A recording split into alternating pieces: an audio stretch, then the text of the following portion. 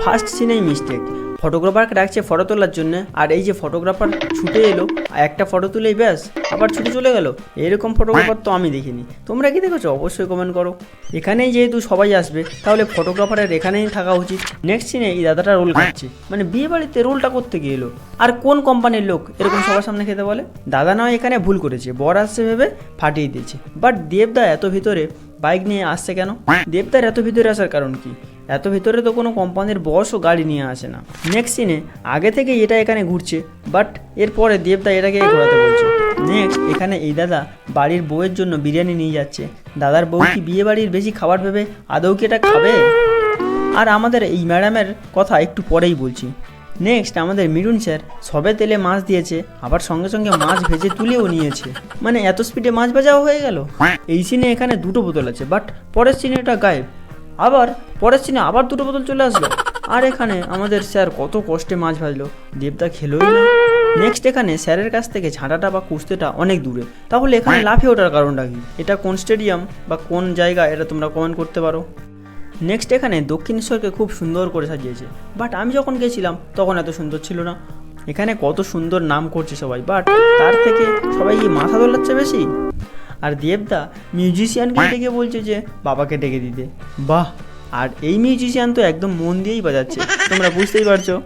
আমাদের স্যার এত দূর থেকে স্যারের বান্ধবী দেখতে পেয়েছেন। এখানে সেকেন্ড ম্যাডামের মা পূজা দিয়ে চলে যাচ্ছেন, বাট ম্যাডাম এখনও পূজা দিচ্ছেন। আর এই সিনটা সব থেকে বেস্ট। তোমরা কি ছেলেকে এরকম ডাকতে শুনেছো? এই সিনে কি অ্যাক্টিং! সামনেই দেখা যাচ্ছে মাম্মিজিকে, তাহলে ঘুরে দেখার কি দরকার? নেক্সট এখানে ম্যাডাম আসছেন স্যারের কাছে। 5 মিনিট ব্রেক দিয়ে তো আসবেন না, তার মধ্যে থেকেই আসছেন। আর তারা নেচেই যাচ্ছে, এটা কিভাবে সম্ভব? পুরো সিনে তারা নেচে গেছে ম্যাডাম ছাড়া। বাহ! কোনো নতুন মেয়ে যদি কারোর বাড়িতে যায়, সে কি এরকম কাজ করে? এই সিনে হেঁটে পরের সিনে চালিয়ে আবার এত কোল থেকে আসার কারণটাই বাকি। নেক্সট এখানে আমাদের স্যার হ্যালো করছেন, কিন্তু এখানে কি আছে? নেক্সট এই সিনে দাদা হেঁটে চলে আসছেন এদিকে, বাট পরের সিনে সেখানে দাঁড়িয়ে আছে।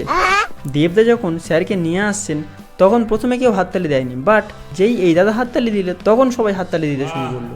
এত ইমোশন, এত কান্না, বাইরেও পর্যন্ত হাততালি দিচ্ছে সবাই, যারা মনে হয় শুনতেও পায়নি। আর এখানে এত বড় একটা বিয়ে বন্ধ হয়ে গেল। নেক্সট এখানে অ্যাক্সিডেন্ট সিন। এখানে ধাক্কা দিতেই বাইকটা পুরো ওদিকে শুয়ে পড়েছে। আর আমাদের মিঠুন স্যারকে তো স্যালুট, তোমরা বুঝতেই পারছো কেন।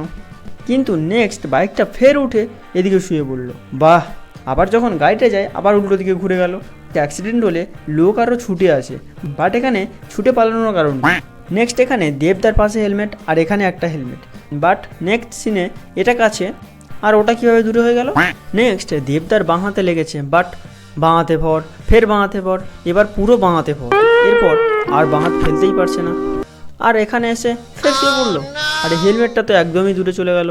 আর শেষে আমাদের এই ম্যাডামকে যখনই দেখাচ্ছে তখনই সেজে গুজে আছে, মনে হয় না যেন কাজ করছে, মনে হয় যেন বস।